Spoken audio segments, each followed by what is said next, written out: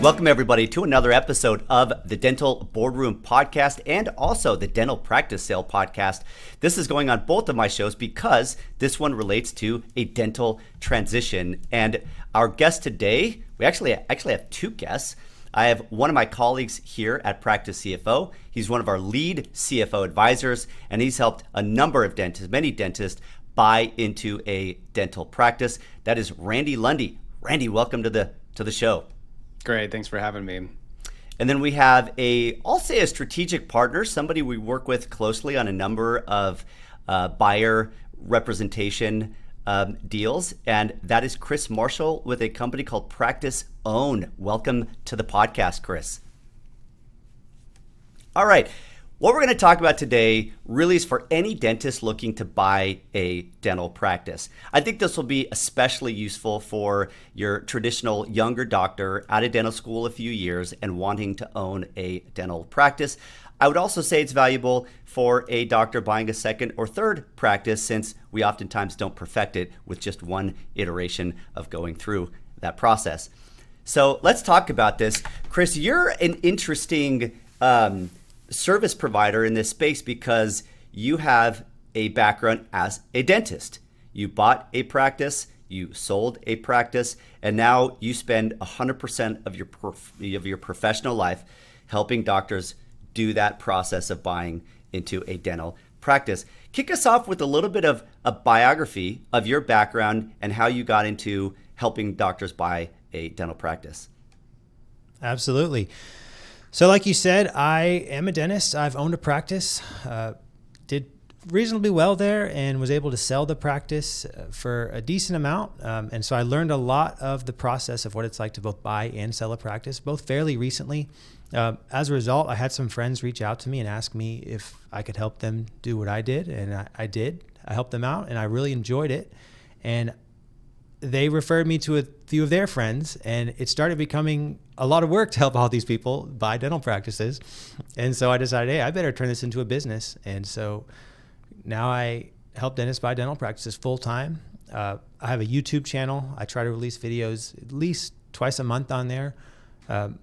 People usually find me through YouTube. I do some other social media stuff as well. I have an email list with a lot of helpful information that I send out. And my information is on my website. They reach out to me, and I help dentists all the way through the process of evaluating practices up until closing. For me, the biggest thing to look at when you're looking at a practice is making sure you're buying the right practice. The way that I like to look at it is the best possible scenario as a dentist is to be the owner of a practice. The medium case scenario is to be an associate. And the worst case scenario is to be the owner of a practice. And the difference is, if you own the right practice, it's an incredible opportunity. But if you are the owner of the wrong practice, it's significantly worse than being at an associate job, because now you're stuck with this business that's underproducing. So if you're wanting to get into ownership, the biggest question you need to ask is this the right practice that's going to get me to where I want to be? Because if you buy the wrong practice, you might as well just stay at your associate job, because there, if you're only making $150,000 a year, you can just leave and go find another associate job. But if you're at a practice that you own and you're not making what you want to make, it's a lot more difficult to grow that practice than you might think. And so if you go in and buy a practice that's successful from the beginning, you go in, there's plenty of patients, there's plenty of opportunity, well, then your life is easy, because you just have to produce and just keep going. You don't have to worry about growing the office because you bought the right one in the first place. Here's an analogy I have for this that just came to mind is, when a doctor buys a dental practice, it comes with a certain amount of hardware, like a computer. And the hardware is very difficult to change out. It is almost what it is. And then there's the software of the practice, which is what is the doctor going to be able to do inside of the culture, treatment planning, communication, marketing, that kind of thing. And a practice that has a really strong hardware with a good processor, great memory, everything that makes the computer a great computer to use, it's very difficult to change that when you step into ownership. And I have a lot of doctors come to me, they bought a practice, or a lot of them did a startup, and they spent a lot of money to build it out so it looks great. Got new equipment, nice and shiny, nice sign on the door. Are you looking to buy or sell a dental practice? If you're a seller, how do you find a strong list of potential buyers? There's no MLS or Zillow for dental practice sales. In such a fragmented market, many dentists selling their practice feel discouraged. That's why I built PracticeOrbit.com. PracticeOrbit is modernizing how dental practices are bought and sold. It's a platform technology. Y'all know them: Zillow, Airbnb, Uber, and OpenTable, just to name a few. These technologies do two things. First, they help match buyers and sellers by centralizing the marketplace. Second, once the match between buyer and seller is made, these technologies help them navigate the sale to a successful close. Here are a few of the features inside of Practice Orbit. Users can determine a reasonable sale price for a practice in just minutes. All they need is the most recent business tax return. Practice owners can use the directory to find important service providers like practice brokers, attorneys, accountants, and bankers. Practice owners and their brokers can invite those service providers into the platform, so all parties are coordinating the sale together. Practice owners will have a beautiful digital listing of their practice, like a home on Redfin. And importantly, the listing will be anonymous, and personal information like your address, name, and pictures are only released after an NDA is signed and approved by you or your broker. Practice buyers can create saved searches to be auto-notified when new listings come on the platform that fit their desired specialty and location. And hey, dental practice brokers, you can list all your practices on the site for free. By doing so, you'll get access to Practice Orbit's large pool of buyers, all of whom have created profiles and saved searches to be auto-notified when new listings come for sale. You can use the platform to introduce your listings to a targeted set of buyers. Additionally, and optionally, you can use the platform tools such as a built-in NDA, a customizable LOI, and a workflow tool to navigate the sale from LOI to closing. In fact, you can manage all your listings on the system from listing the practice to NDA to LOI and finally to closing the deal. Create your free account today at www.practiceorbit.com. That looks great, but they're not growing their practice at all, and they come and they just are so tired of trying to get this thing to a profitable place, and they're losing money. They would have made more money working at In-N-Out Burger, and then they just want to sell it, but now they have a $1 million loan on it, and it's only collecting $500,000 or $600,000, and after debt, it's losing money, and they just want to figure out how to get out of this situation, and that can happen when doctors get the wrong practice. So your third option there, it's really hard. It's like getting out of a marriage. It's really hard because now you've got a bank loan, and it's from a bank who's got a lot of deep pockets and resources, and they're not going to make that easy for you. And selling it when it's declining or just not doing very well or not profitable becomes very difficult, and most brokers don't even want to take a languishing practice because they are hard to sell, and the doctor's just thinking, how do I get out of this? On the other hand, they buy a practice with great hardware, good team, good processes, good brand, with a good transition strategy, and they're making a really good money in the first year because of that right choice. Now, when I look at buying a dental practice, I kind of look at the operational side and the clinical side, and then there's the financial side. And there is a relationship between those two. Randy, why don't you tell me, as a financial advisor, a CPA who helps doctors buy practices, you're not really looking at the clinical as much. You don't have that background, neither do I, as a dentist. Chris, I want you to comment on this here in just a little bit. What are you looking at, though, Randy, from the financial aspects to determine whether or not it's a good practice to buy? Yeah, Chris can attest to this too. We've worked on a few doctors together, and the number of patients and the collections driven by those patients is the starting point. Making sure that we've got a patient value that makes sense for the practice. That, especially in cases where perhaps the prior dentist has been doing a lot of procedures, comprehensive dentistry, and kind of tapped out all that potential dentistry, we may not see a great patient value correlation moving forward for the doctor. And so that's where, I'm sorry, I'm stealing maybe a little of your thunder, Chris, because you've taught me that. But then from that collections number, then we start working out the percentage of the overhead cost. So what is the labor marketing, administrative, supplies, and labs going to be taking from that collections number to get to a bottom, what we call EBITDA, an operating income that can then go to pay the doc, the taxes, and the bank. What's left after that then can be taken home. So we're flushing out from that collections number, what's the final take home that the doctor could plan on, and then kind of create a path over the next few years. Yeah, and usually I'll tell a doctor buying a practice who's asking about our services, I'll say the very first thing we want to do is just understand if you replicated the production of the seller, what are you going to take home after overhead? And overhead, of course, are your key expenses like labor, supplies, lab, facility, marketing, administrative expenses. That's your overhead. What are you going to take home after overhead, after debt, and after taxes? And does it make sense? How does that stack up against an associateship where you don't have to deal at all with business ownership and the what feels like infinite number of non-clinical responsibilities that come with owning a business? And once we sort of answer that question, just on paper numerically, does it make sense? Then that's typically when I like to put in the offer letter and move into due diligence, which is kind of part 2 of what we do. That's looking under the hood and getting bank statements and tax returns and payroll reports and lease agreements to validate that the numbers on the financial statements are in fact reliable. And then the third part is, okay, we're stepping into ownership in 3 weeks, a month. How are we doing with credentialing? Do we have our bank accounts in place? Is payroll getting set up? Is our accounting in place?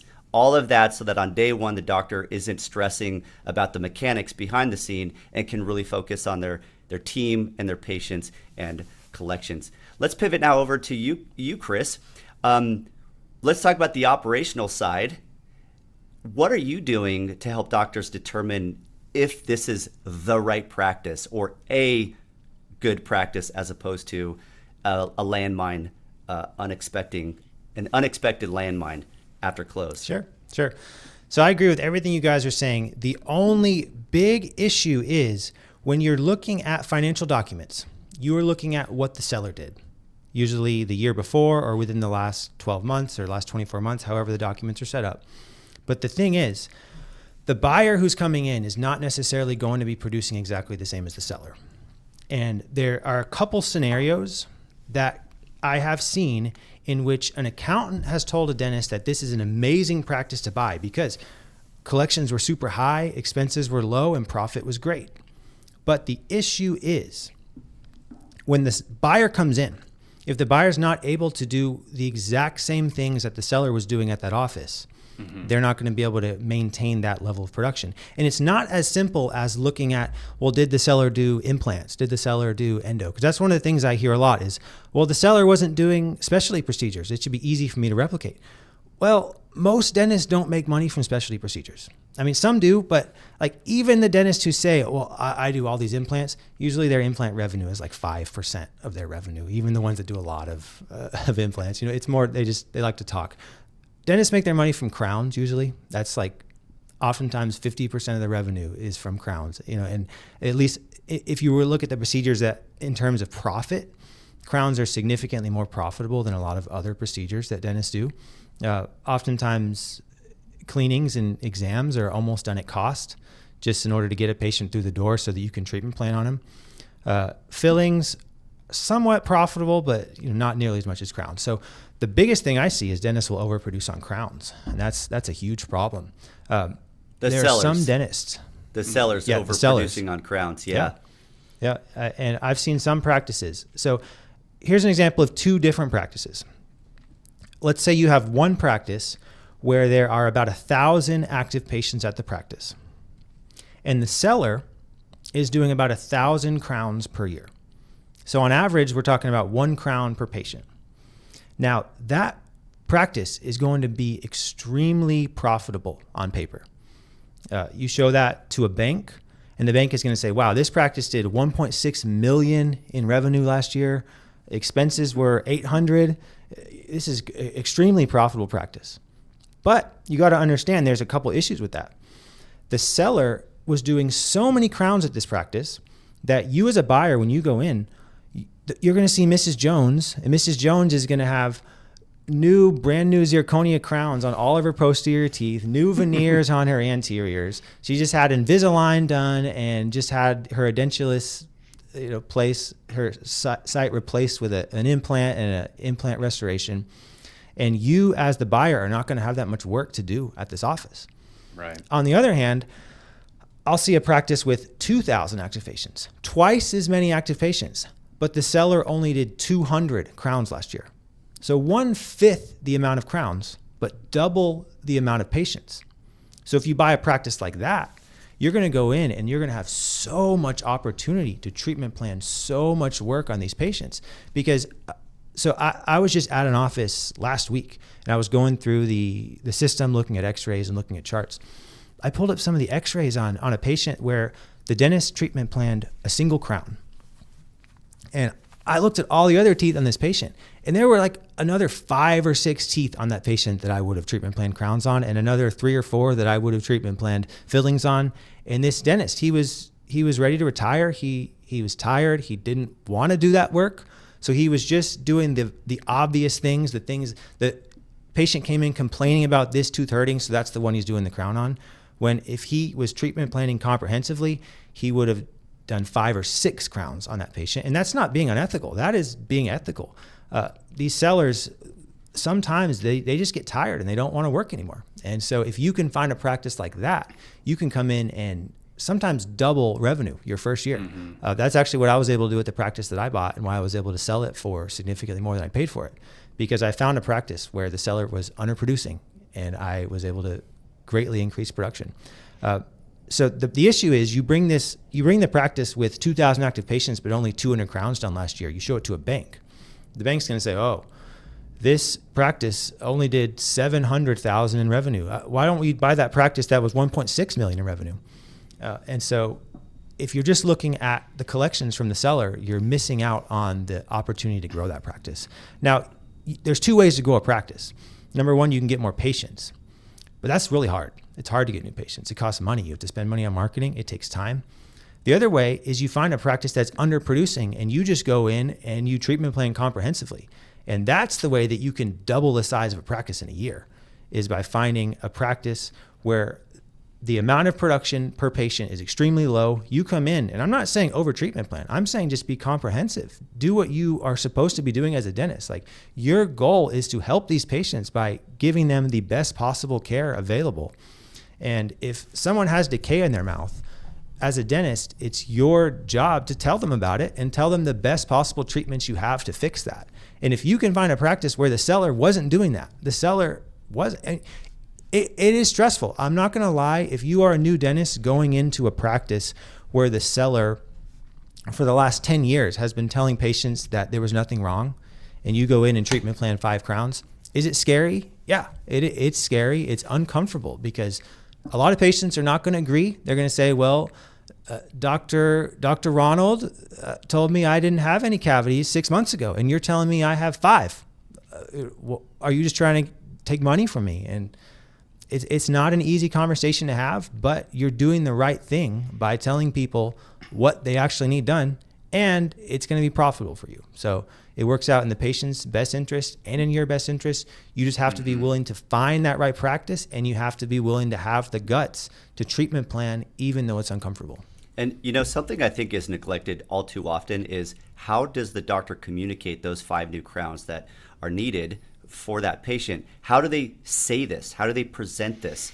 And there's the digital technology to present it and sort of point at some x-rays and whatnot. But by far the more influential tool is to know how to communicate that to a doctor. And this is something I've always encouraged my clients to do, and very few dentists do this, is they're intentional about role-playing scenarios, being maybe coached or reading books on how to present exceptionally well in a way that increases the odds or the probability of the client, or in this case, the patient, accepting that. One of the things I'll mention on this concept of comprehensive dentistry is so many practices nowadays are PPOs, PPO-driven practices, as you know. and I'll be curious what your thought is on this, but especially if you're in a PPO style practice where you're getting $700 for a crown instead of $1,300 for a crown with the same cost structure underneath to deliver that crown, the profit margins are significantly better on fee for service, but it's also a model that is harder for a lot of young dentists to create the kind of brand that people are willing to pay out of pocket for.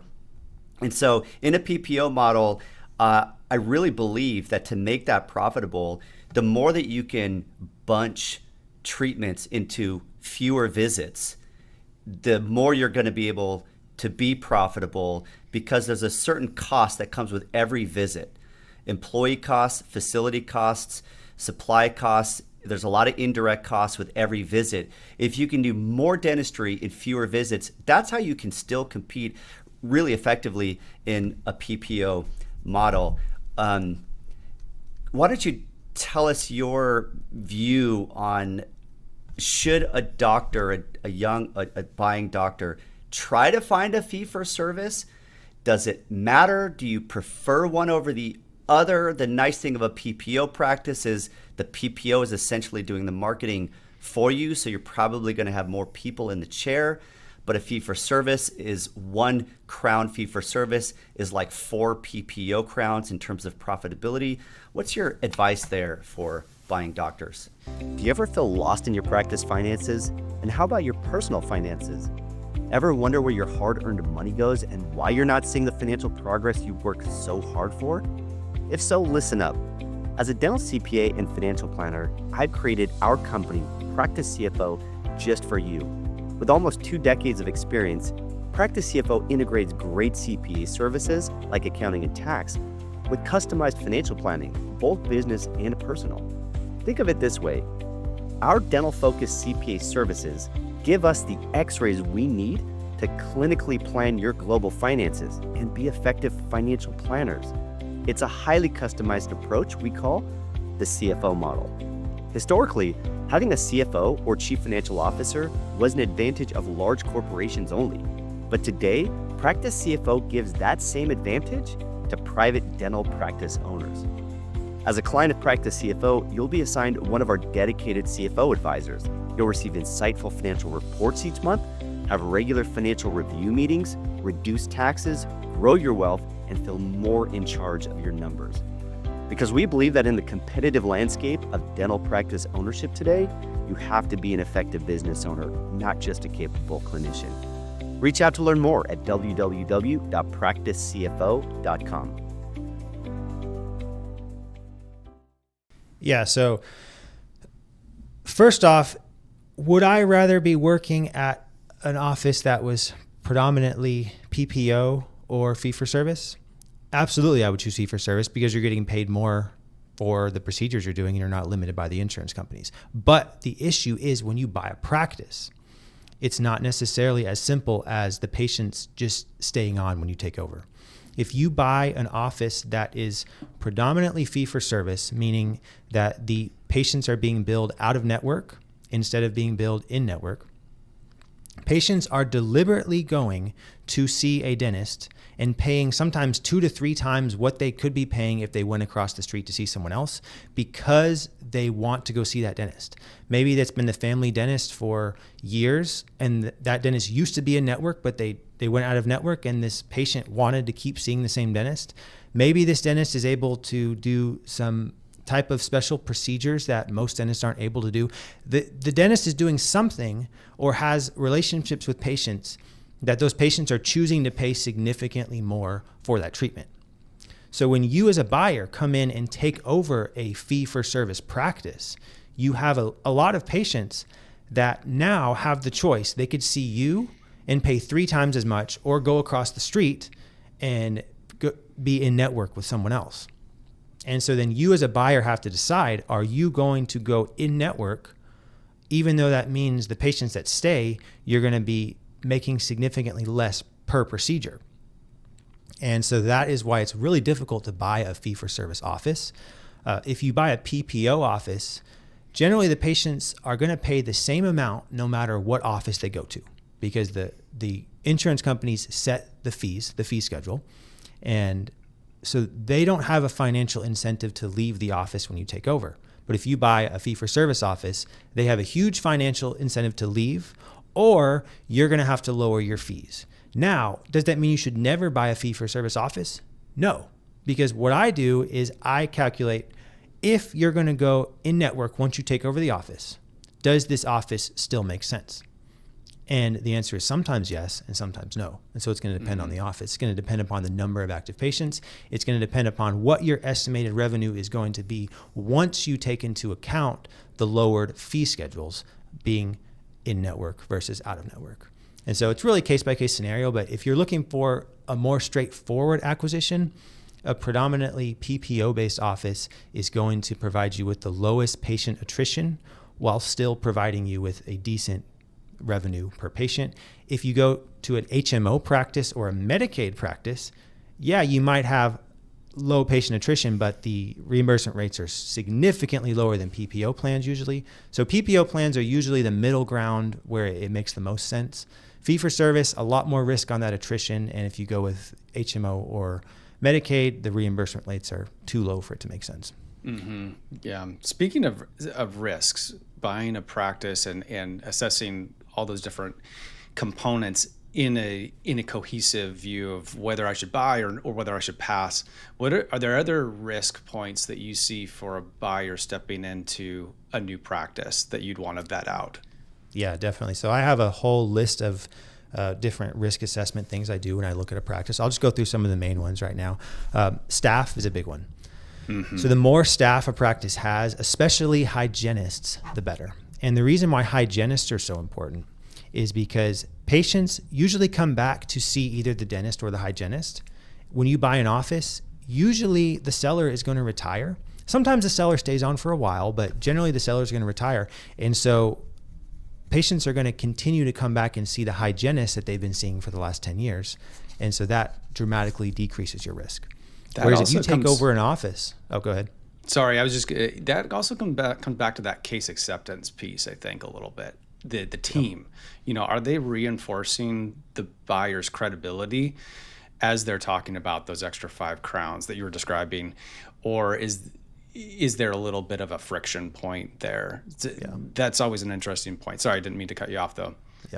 Yeah, definitely. But yeah, so the more staff there are, then the lower the risk, because even if a few of the staff members leave, you still have some of the original staff there. Whereas I've seen some people look at offices where the office manager was the seller's wife. That's pretty common. That can be an issue.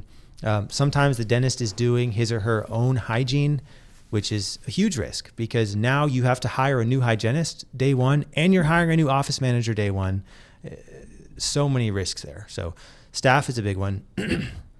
Other red flags, we already talked about over or under treatment planning. So, that's something I definitely want to look at is, was the seller over or under treatment planning? That changes your risk level. The rent for the building and the situation with the lease make a big difference in the risk level too. If you have a relatively low rent, then you can keep your practice smaller and still have a decent profit. Whereas if your rent is really high, then you are going to have a higher revenue in order to have a higher profit. So it gives you less wiggle room in terms of if you have a down year, if your rent is higher, because rent doesn't change generally. Whereas, a lot of the other expenses, like how much you're spending on lab bills, supplies, that's going to change if you have a down year and have fewer patients. But rent, your practice loan, those two things are not going to change. Staff is kind of in the middle. Usually that's a dentist's biggest expense is their payroll.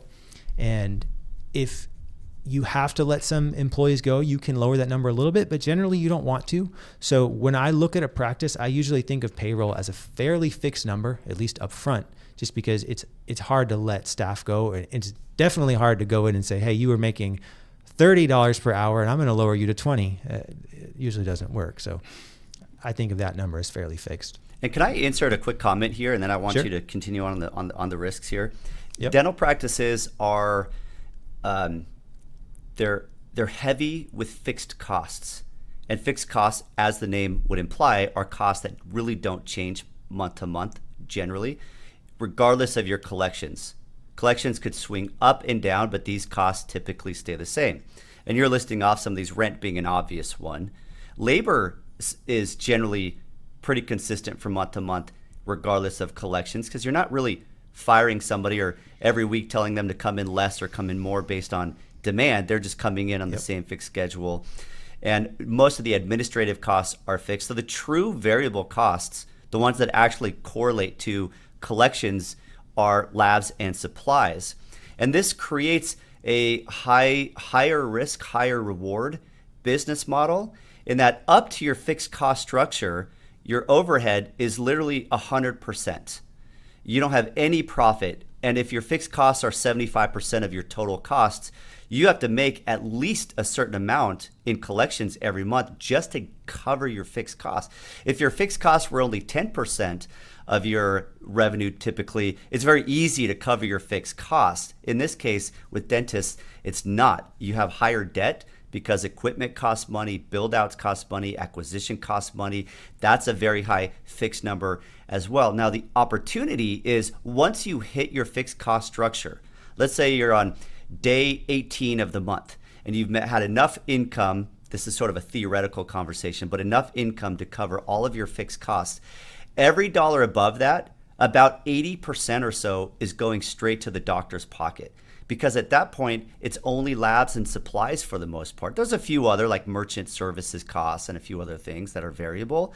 But for the most part, 80% of every dollar after you pierce the fixed cost line goes straight to you. And so if the doctor's average collecting $80,000 and you have a $130,000 a month, you're just stashing $30,000, $40,000 in your bank account just from that 1 month alone. But the inverse is true as well. If you only collect $50,000, your bank account balance is going to drop significantly in that 1 month. And I want doctors to understand that nature of fixed versus variable costs when they calculate what do they need to be collecting to be profitable in this thing. All right, I'll hand the baton back to you, Chris. And I would recommend even looking at it on a day-to-day basis. If you can calculate what your general expenses are on a day, you can get a break-even number.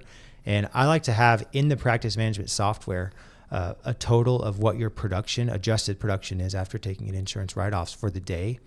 And you can see, I mean, if your expenses are $4,000 and you're doing $3,000 that day, you're losing $1,000 that day. And so that's one of the reasons I love same-day treatment, is because you already have your staff there, you're already paying for electricity, all these things are already being paid for. The more work you can add on that day, that's only going to increase your daily production number. And same day treatment is incredible because not only are you increasing production that day, but patients are less likely to not show up because they're already there. Anytime a patient leaves, chances are, they may or may not come back. Hopefully they are, but you never know. If you can just get it done while they're there, they're going to do it. And also, you're not taking a spot up on your schedule next week. By scheduling someone next week, you're leaving that spot available for someone else.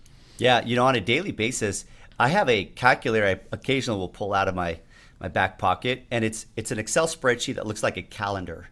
And it will, we with all of our clients, we calculate what is their goals-based break-even, which is the collections they need to cover their overhead, debt, taxes, personal living expenses today, and set aside future savings to be able to become financially free at some target date in their life. And we call that your goals-based break even.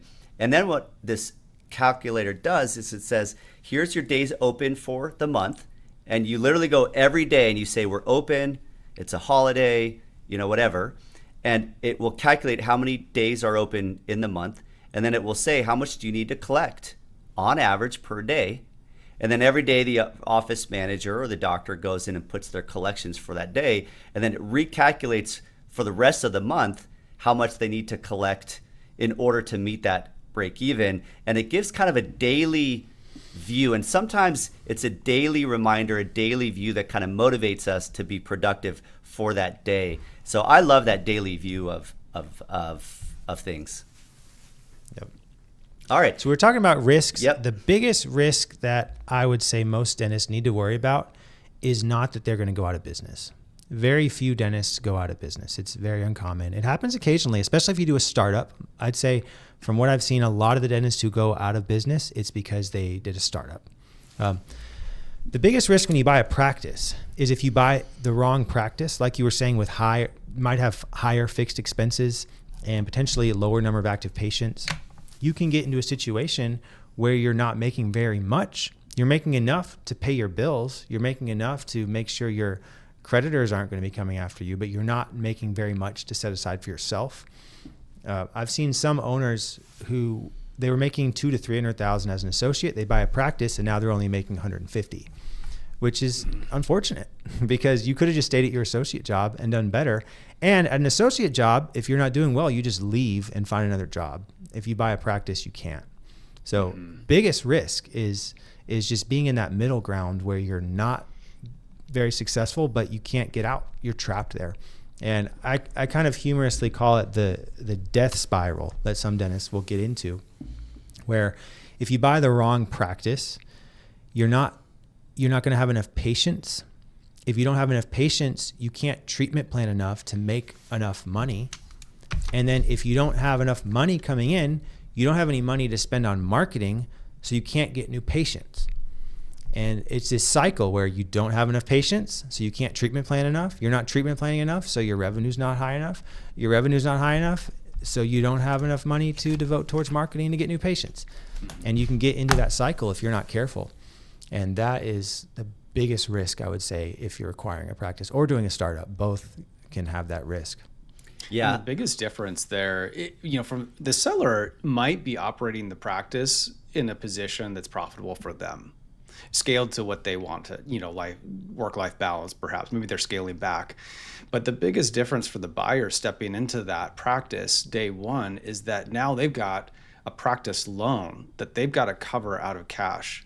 And that's cash that the seller may have had going to their pocket previously because they were free and clear. Yep. But the buyer now has to cover that and still have enough to pay themselves. So that, and sometimes the seller owns the building too, and yes, they might be paying themselves rent under market value, and then you come in and your rent is doubled and you have the practice loan. Yep, and that's why, Randy, as you know, every time we do our analysis, we try to, it's called normalization. You're trying to adjust the P&L, income and expenses for what it will be after closing. Because I always tell buyers, you're not buying the cash flow pre-close. You're buying the cash flow post-close. That's what you get. And that doesn't always mimic the pre-close. One of the issues in the past, I'm curious, Chris, if you see this still, is Delta Premier. And Delta Premier, most buyers, if a seller is still in-network Delta Premier, they're not taking PPO, they get paid $1,200, $1,300 a crown from Delta Premier as opposed to the $750 or so on a PPO. That's a huge write-down for the buyer who will not get, in most cases, Delta Premier. There's certain specialists, I believe, that can still do Delta Premier. But do you see this issue at all as you help buyers? Yeah, so two thoughts on that. First off, I have had 3 or 4 clients just this year that have been able to sign up with Premier. So it's not impossible. And they've all been in different states. Now, Delta's interesting because, yeah. Mm-hmm. Interesting. Yeah. Delta Dental is interesting because it's not just a single company. It's multiple companies. It's kind of like a franchise. There's some that do multiple states. There's some that just do single states. So each Delta Dental is going to treat this a little bit differently. I wish it was as easy as just saying they will or will not approve you for Delta Premier, but some I've seen denied and some I've seen approved. I'm not sure exactly what goes into that. I think it has to do with the area you're in. If Delta Dental sees that there is a greater need for providers in that area, they're a little more aggressive in what they will give new providers.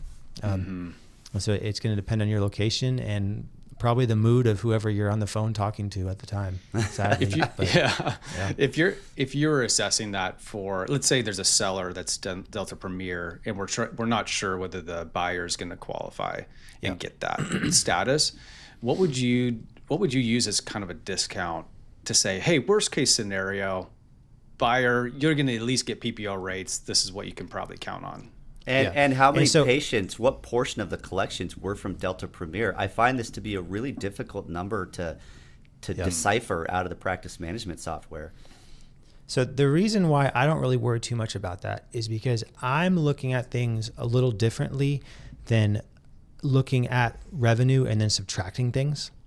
I usually start from the ground and then go up rather than starting from the top and go down. So I look at the seller and I look at the practice. I look at the number of patients that are at that practice. And then I estimate what the buyer's revenue is going to be based upon the number of patients, the potential of that practice, and then the actual buyer, how aggressive the buyer is going to be in treatment planning. Mm-hmm. And so that's what I usually use for my initial estimate of what the buyer's revenue is going to be once they take over the office. And that's, my number is sometimes very similar to the seller's, but sometimes it's dramatically different. Mm-hmm. I've had some practices where the seller, had $600,000-$700,000 in revenue, and I'm projecting that the buyer is going to have 1.2, 1.3, 4 million potentially, so double or more. Those kind of practices are less common. I mean, they're out there. I've helped probably 5 or 6 dentists this year buy practices like that, where I think it's a double type opportunity. I'd say that's about the top 20% of practices that I help people buy are that great. But there's some where revenue is projected to go up by a few 100,000, which is not nothing, especially if you're able to keep expenses the same. But with that being said, I'll see a lot of practices where my projected number is significantly lower than what the seller's revenue was. And I say a lot, about 4 out of 5 practices that I initially help buyers look at fall into that category. And so I see the practice and I say, hey, you're going to be making less than the seller made here, most likely. I recommend you keep looking. And so usually it takes at least 5 practices before we find one that I recommend moving forward on. Okay, so how do dentists find that pool of potential practices to buy? Yeah, so the number one way is reaching out to practice brokers. And brokers are somewhat like realtors when you buy a house, but there's some key distinctions that you have to keep in mind. So a realtor, when you are trying to buy a house, they are going to show you every single house that's on the market, because there is an agreement between realtors that if there's a seller's representative and a buyer's representative, they split the commission. Usually in real estate, it's about 3% goes to each party.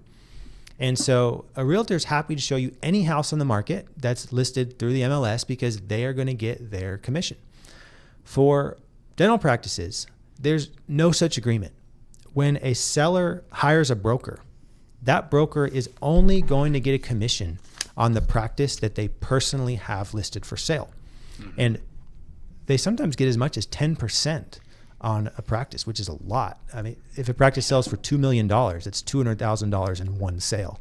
Now, if this broker is working for a company, usually they're splitting that with the company. So they might only be keeping half of that and half might be going to the company, which is why it's extremely competitive to become a practice broker, because there are a lot of dental practice brokers out there. My aunt was getting her hair done and was sitting next to someone the other day and introduced herself, and he said, "Oh yeah, I'm a dental practice broker," just at some random hair place. There's a lot of dental practice brokers because it's so profitable. You only have to sell 1 practice per year as a dental practice broker to be, doing very well, and so it's competitive. And you have to reach out to every single practice broker because they're not going to tell you about practices other brokers have listed for sale. Are practice brokers? Is there any sort of credentialing that they have to go through to be qualified on this? Nope. So their assessments of the practice may not really, they probably aren't adequate for the buyer to rely on. Some are absolutely horrible. Some are great. There are some practice brokers that do very comprehensive reports and do valuations and are extremely useful, and they make my job easy. There are some that are they straight up will lie. I've seen some just straight up lying about practices. And you don't know who you're going to get because there's more than 1,000 practice brokers in the U.S., probably a few thousand. And some of them are great, some are terrible, and some are inexperienced, some are very experienced. You just don't know when you reach out. And if you are not adequately evaluating the information yourself, then I would absolutely not trust what a practice broker says, because they will just straight up tell you whatever you want to hear because they want you to buy that practice so that they can get their 10% commission on $1.5 million. Yeah, I have a lot of thoughts on this subject because I've been involved in hundreds of practice sales and just worked with a lot of brokers. And over the past 4 years, as sort of a moonlighted project, I have Practice Orbit, practiceorbit.com. Here's my plug for it. Practiceorbit.com is essentially trying to create a central marketplace for all those brokers and for self-service or FSBO, for sale by owner options as well. I have had mixed feelings about brokers. I think as in every career, including my own, you've got a pendulum or you've got a range of really good and really bad. And a really good broker, I think, earns their fee pretty well in that they will move mountain and earth to get that thing closed. And attorneys, I love them. They're so busy. Accountants, I love them. They're so busy. And creating organization in the chaos of a dental transition, I find brokers, a good broker who understands dental really well and has, I would say, enough soft skills to manage the psychological side of a sale, which is pretty intense at times. That's where a broker can do really well. And sometimes they make an introduction, sit back, and then collect their $100,000.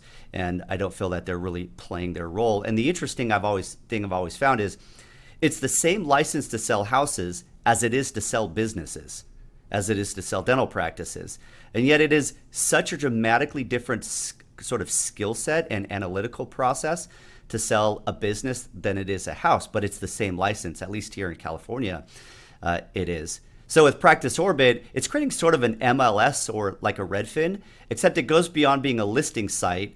The deal actually processes inside of the platform with digital NDAs and LOIs, a transaction management room. The banker comes in, you could come in, Chris, the accountant and the attorney come in, and they all operate off of a common workflow and timeline to get it to close a lot smoother. Sort of like Redfin meets Airbnb in a way. So I put a lot of time and money in that, and it's launching actually right now and doing demos with brokers to use as a deal management platform for all of their listings. I think there's a market demand for it. Is the industry ready to adopt a marketplace technology in dental practice sales? Jury's out. I feel pretty confident it will, but we will see. Let me ask you this, Chris, pivoting a little bit. Dental practice ownership is a lot more involved than being an associate because you have all the business side of dentistry. Why should a dentist consider even becoming a business owner today, especially in a landscape that is so competitive with corporate dentistry? Yeah. So on average, now there's a lot of different variables that go into this, but on average, if a dentist goes from being an associate to being an owner, they can either see the same number of patients and double their income, or they can see half as many patients and have the same income that they have when they were an associate. And I really see both as viable options. Some buyers come to me and they say, hey, Chris, I just want to make more money. And I say, okay, well then just see the same number of patients or see more patients and double the amount that you're keeping per patient. Or some people come to me and say, hey, I'm at this job and I'm working 5 days a week. I'm exhausted, but I don't want my income to go down. And so same advice, buy a practice, but just buy one a little bit smaller. You could work 2.5 days a week as a dentist and make $200,000 to $300,000 a year fairly easily. There's not that many jobs where you can do that. Like that's great. Or if you want to work all 5 days, you could be making $1 million a year as a dentist or more if you have associates working for you. And so there's just so much opportunity that you are passing up when you are working as an associate. The advantage of being an associate is the flexibility. As an associate, as long as you're not signing some sort of long contract. Now, I've seen some associates, for whatever reason, sign contracts for like a year or two that they can't get out of, which I think is crazy. Don't do that. I wouldn't assign anything that's more than a 60-day notice if you're going to take a job, because the reason you're working as an associate is for the flexibility. That's why you're doing it. If you don't know you want to live in a certain town, you don't, maybe if you're not married yet and you're worried that once you get married, you're going to have to move, stay at your associate job. But if you are at a place in your life where you want to be there at least reasonably long term, I tell dentists if they're going to buy a practice, plan on being there at least 5 years, ideally more, but at least 5 years. If you're in that situation, well, then it just makes so much financial sense to be an owner. And I hear a lot of people talk about how, I'm worried it's going to be a lot more work being an owner than an associate. I just want to go in and see patients and get out. I don't know who you're talking to, because I have a ton of friends who are dentists, and the ones that are owners, they're the ones at 1:30 p.m. on a Wednesday that are golfing. The ones that are associates are the ones that are at Aspen until 6 p.m. in the evening, and they don't even have time to go to the gym before they go home and eat supper and go to bed and wake up to be back at the office at 7 a.m. the next day. On average, owners have a lot more freedom and a lot more control over their schedule. They usually are at the office a lot less than associates are, and they're usually making significantly more money. It's just a matter of you have to make that commitment to buy a practice and be willing to put your name on it and say that you're going to be there long term. You're trading off your commitment and your flexibility for more control over your schedule, a better lifestyle, and a higher income. So you just have to decide, are you at a point where you're able to make the commitment to being at this office for the next few years? If so, well, then it's time to be an owner. Yeah, and from an economic standpoint, as the way Randy and I look at it, there's the production that you do as the doctor, and then there's the profit of the business. And the owner gets to keep that profit. And that's a big distinction there. And to the extent that they run a really strong practice, to that same extent is the profit going to be a lot higher, and they get to reap the rewards of that sort of business savvy and skill set that they've developed as a really effective leader and operator of their business. The other thing too is their ability to curate their professional life so specifically is something you can't do as an associate. As an associate, you're essentially following somebody else's framework around your profession. You have some flexibility in there to negotiate as an employee, but as an owner, you have full discretion on managing that. And I love that freedom and ability to custom build your daily life professionally and just have, I would say my happiest dentists are the ones who are running a good practice.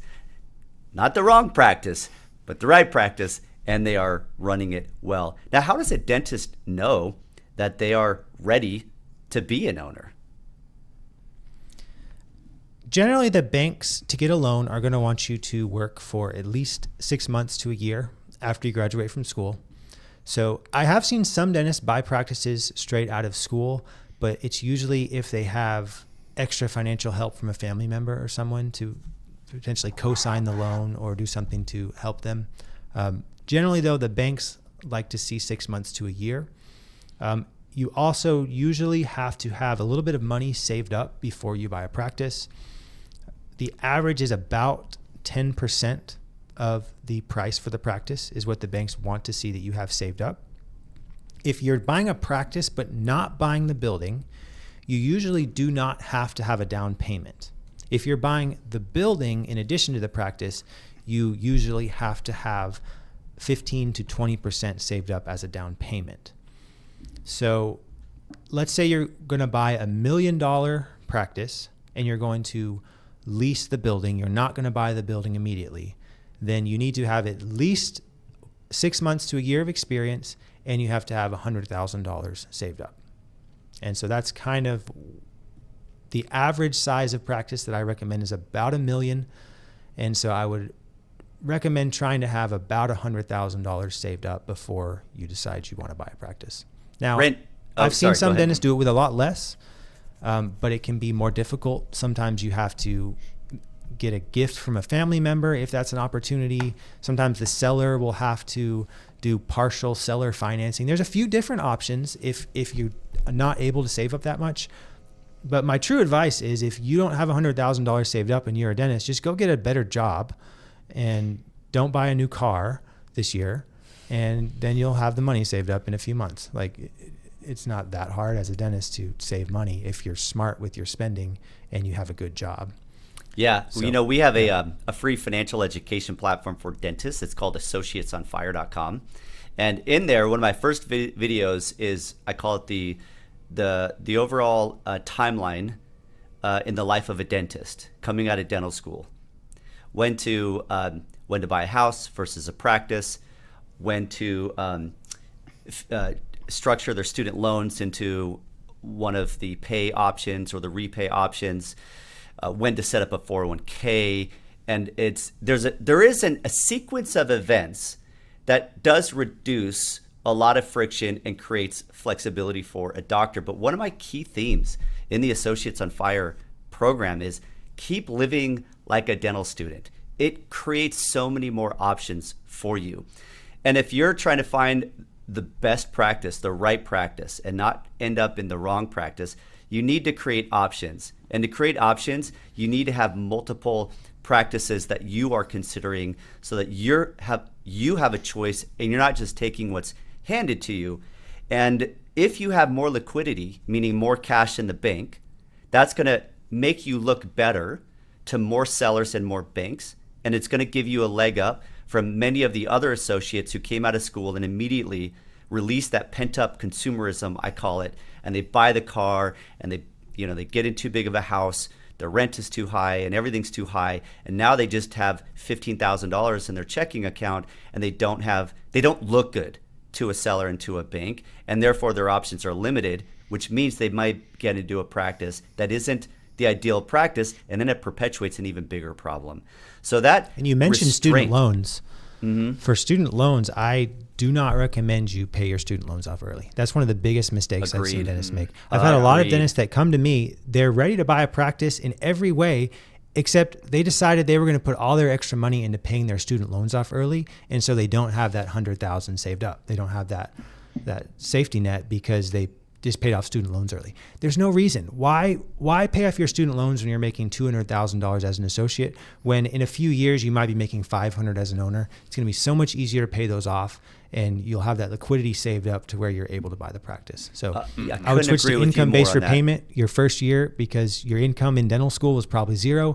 So your first year is probably going to be zero in payments, and then go from there. Just pay the minimum you can until you're an owner, and then I would aggressively pay them off once your income is high enough to where it's not burdensome to put $100,000 to $200,000 towards your student loans for a few years until you get them paid off. Yeah, that's a key point of conversation we have with a lot of our doctors. I even say I'd rather see you in a house funding a tax-deductible 401k before paying off your student loan, because your student loan is a unique loan. You're in partnership with the government, and the government is literally paying for some of that loan on subsidized interest, depending on which program you are in. But the government is helping pay that. It's typically not terribly high. I will say the disadvantage with student loans is most doctors, because of their income level, don't get a tax deduction on the interest payments of the student loan. But that said, and especially if you're on a pay or repay that limits how much you actually have to pay, that is a huge advantage that dentists should be taking advantage of to build cash in the bank. And I say once you buy your practice, you buy your home, you're funding a 401k and an IRA, you're maximizing your tax deductions, and you have a lot of surplus and you don't like debt, okay, let's lift our heads and consider a student loan pay down option, and maybe even go into a private loan at a lower interest rate. But there's pros and cons to all of those things. So such a great comment there, Chris. Thank you. Randy, anything you want to add to that? I think that the general theme there is cash is king. So keep as much on the side as you can to have available for whatever opportunity is going to come. And that still applies, I think, in the first couple of years of ownership too. Agreed. That's why we'll want to look at the bank terms. What's the load that you're going to be carrying? And if there's a building purchase in the future, how much cash do we want to build up for that first before we go after principal payments on that loan? Because we can get really aggressive on that, but we just want to time things out and stage them in the right sequence of priority, so that you basically you're getting ahead. You're getting ahead as quickly as you can to get the best take-home net pay at the end of the day. Less is more. I always tell young doctors, less is more. Less spending, that is. And if you can do less spending, and I love your comment there, Randy, even after buying the practice. So having cash in the bank is helpful to get into a practice. And then when you're in the practice, sometimes that credentialing plugs up the cash flow for a few months. And the bank may give you some working capital, but it's really nice and you're going to sleep a lot better at night if you're sitting on extra cash in your personal account. And if you don't have to take as much money out of the practice to live on, it frees up more cash inside of the practice to invest into really good team members, good marketing. Maybe you do need some new equipment, all of that to then scale your practice. So again, keep living like you're a dental student before buying, and even for a little while after buying a practice. That's my financial planner counsel coming out there. Okay, not forever though. Not yeah, forever. Eventually, eventually you can live not like a dental student for sure. But I like how you've said it, Wes, in the past. I mean, when we're thinking about that kind of financial lifespan, we're looking at two people. We're looking at you today, and we're looking at you in 5 years. 50 years even. And so we're trying to stage these financial decisions to set you up in both scenarios the best. Yeah. And Chris, you may not know this, but when we're working with a doctor, we do a budget with them, and if they're married, their spouse. So we say, what do you need to live on? And then we set up through payroll a deposit every month of the exact amount they need for their budget. And then we try not to touch the practice checking account. And it creates a constraint because very few people, and especially doctors, are going to take the time every day to log into a personal financial planning software and put in their expenses, and categorize their expenses and do their accounting on their personal spending. That's just very tedious. But if we do that one-time budget, which every client is going to do a one-time budget with us, and then we'll revisit that every couple of years or so, then we know how much has to come out of the practice, which therefore allows us to know how much can stay in, which allows us to plan for reinvestment and growth opportunities inside of the practice and savings into their IRAs and 401ks, or paying down bad debt, or building emergency reserve funds, or funding kids' education 529 accounts. Whatever their life goals are, being on a budget is like the most fundamental aspect of good financial planning, is simply living on what you earn. All right, last question here, Chris, and then we'll go ahead and adjourn. How long does it usually take to buy a dental practice, and what are the first steps? It usually takes something like 3 to 6 months to find the right practice to buy. I would not buy the first practice you find. Chances are when you first reach out to practice brokers, they're going to show you the practices that they've had on the market and haven't been able to sell to anyone else. The best practices are going to sell usually within 1 to 2 weeks, or at least there's going to be an LOI submitted on those practices within 1 to 2 weeks of when they hit the market. And so if you just on any given day reach out to a practice broker, and I already told you some practice brokers might only list 1 or 2 practices per year. If you just reach out on any given day, they're probably not going to have a very decent practice for sale. What happens if you reach out to 9 or 10 practice brokers, all the ones in your area you can find, at some point you're going to get an email, and it's going to be the perfect practice, and then you want to move forward quickly on that. Mm-hmm. Once you find that perfect practice, then we're looking at somewhere between 2 to 3 months for closing. It's going to depend on some of the specifics of the deal. Some sellers want out right away. Occasionally you'll buy a practice where the seller has passed away, and you need to take that over quickly before there's too much patient attrition. Sometimes you'll buy a practice where the seller is in no rush to leave and they want to work another year or more before they leave. And that's when you might buy it and you might keep them on as an associate if the practice is able to support it. So every deal is going to be a little bit different, but usually it does take the bank time to approve your loan, to go through underwriting, and it usually takes a little while for insurance credentialing to make sure you're in network with the insurance companies. And generally, if you add up all the different tasks, I have a list that I give my clients that's about 80 different steps of things that I want them to do before closing. And even if you just do one thing a day, that's going to take you a little while. Like there's a lot of stuff that has to happen when you buy a dental practice. So 2 to 3 months for closing, and 3 to 6 months to find a practice. So I would say I would start looking for practices a year or so before you're actually ready to be an owner. Hopefully it'll go a little faster than that, but also I wouldn't want you to be in a situation where you're desperate and you have to just take the first practice you can find. If you want to make sure you have an amazing associate job that you're at before you buy a practice, I wouldn't say, oh, I hate my job, I want out today, let's go buy a practice.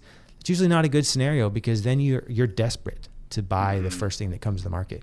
Whereas if you have an associate job, yeah, you're not making as much as you like, it's not perfect, but you're happy there for the next year, well, then now you're in a good position to buy a practice because you have some time to actually find the right office. Yeah, in terms of finding the office, a couple of quick comments.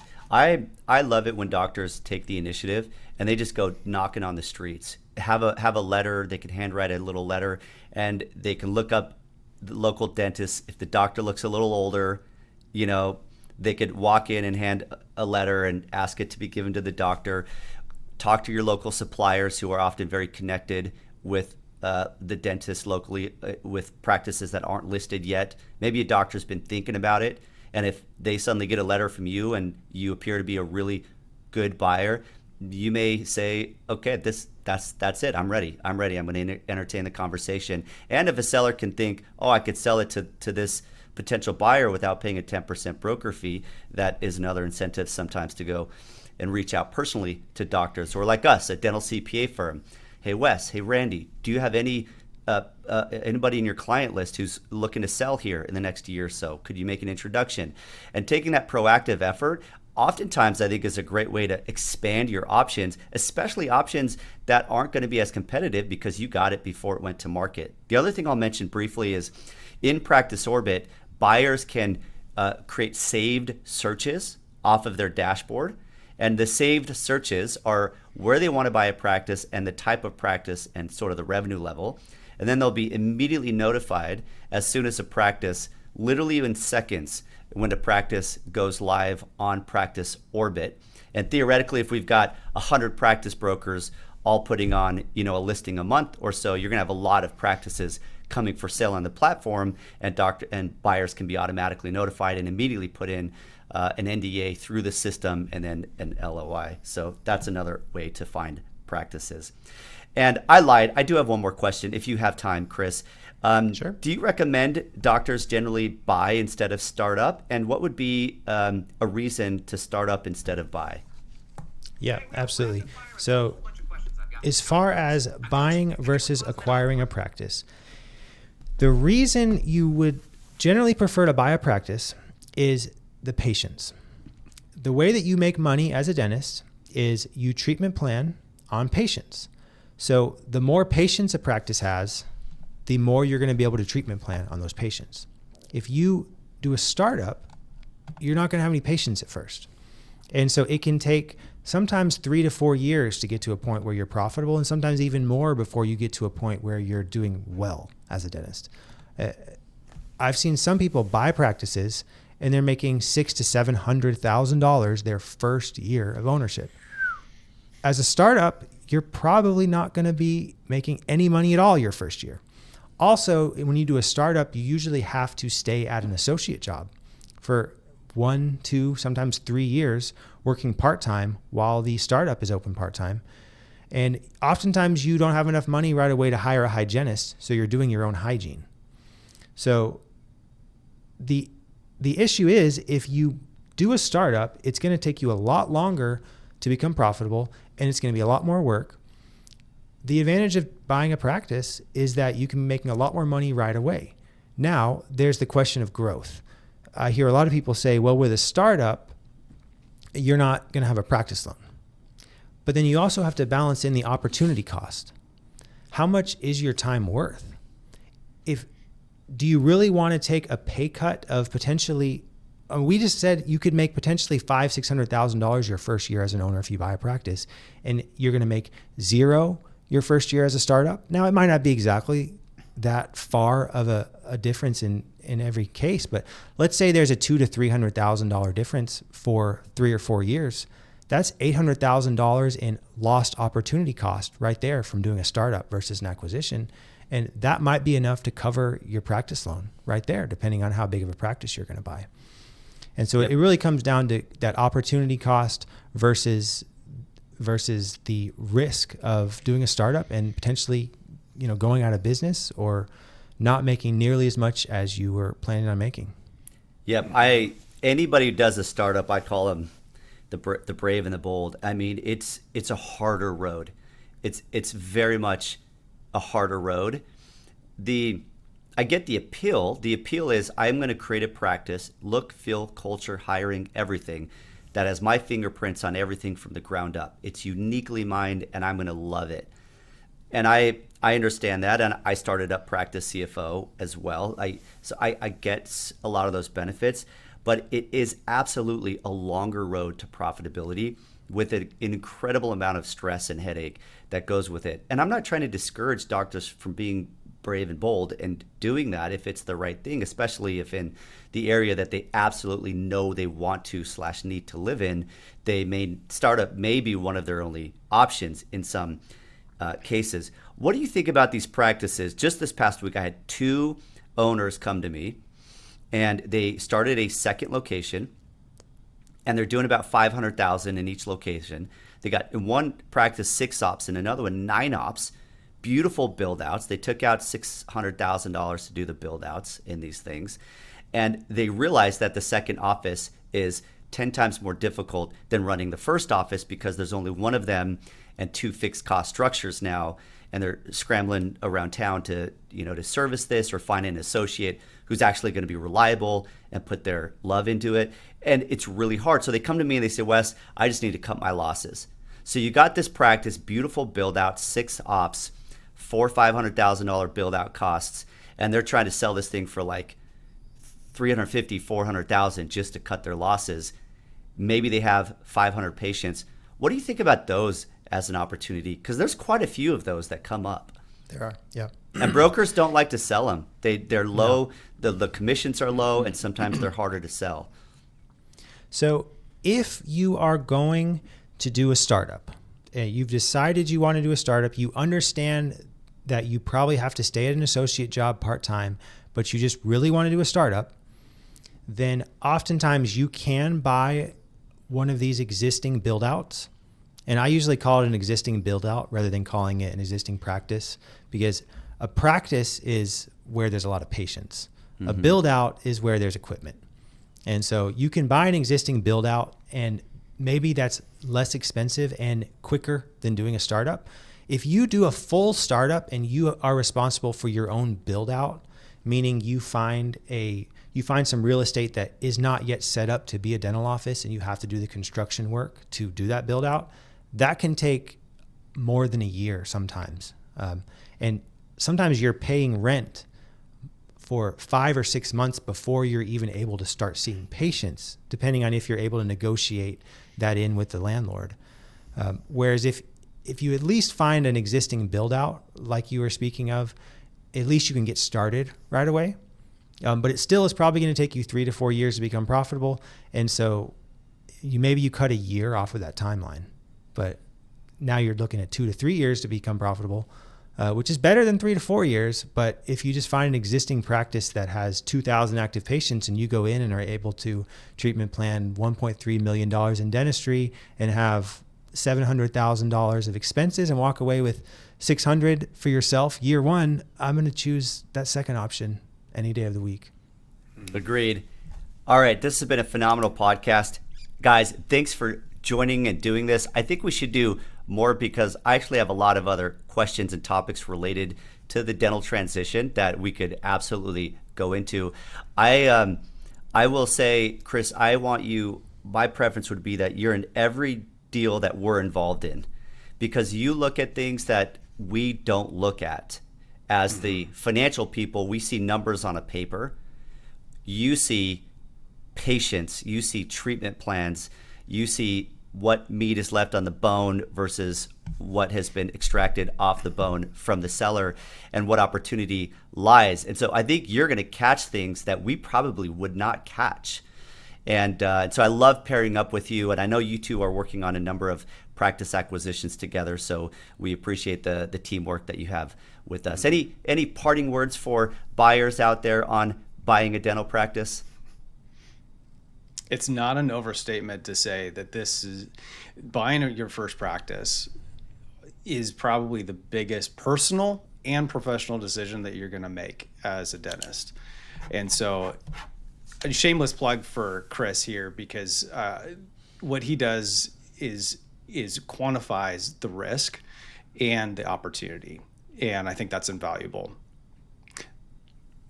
Great. Yep, I agree. I say the same thing. I just say, most important decision, who you marry. Second most important decision is what practice you buy. So. Well, and if you're working, if a buyer's working with us as a pair, we lower our rates quite a bit because, Chris, you do a lot of the work that we do, and then you do a lot more.